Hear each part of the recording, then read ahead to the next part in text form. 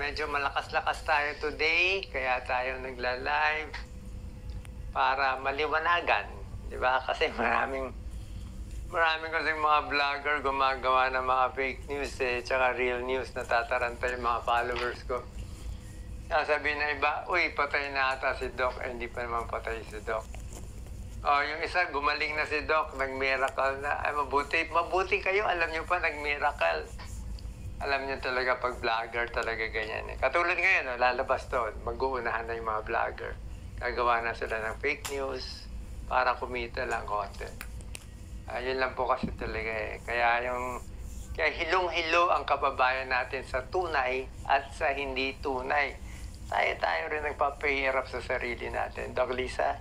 Yes, una sa lahat, nagpapasalamat po ako sa pagkarami-raming nagdadasal kay Doc. So siguro yun po yung dahilan bakit lumalakas si Doc dahil sa dasal nyo.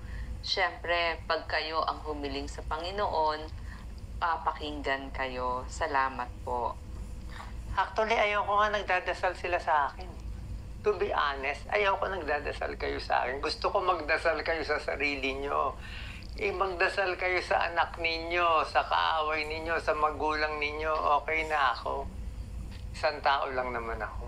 Diba? Pagdasal nyo na lang sarili nyo, pagdasal nyo yung kapitbahay nyo, okay na ako. Lately condition, bali nasa Singapore tayo.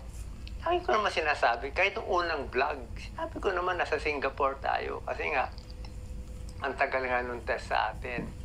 So, nakakalimang linggo na kami dito. May good days, may bad days.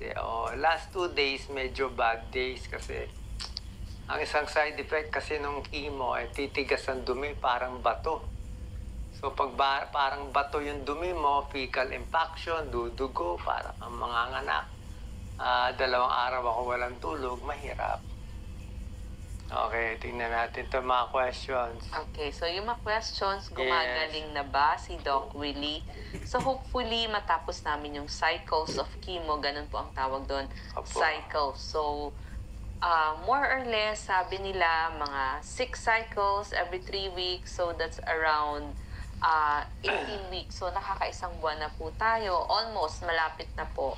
So, mga 3 more months to go. Gumagaling o hindi, walang nakakaalam.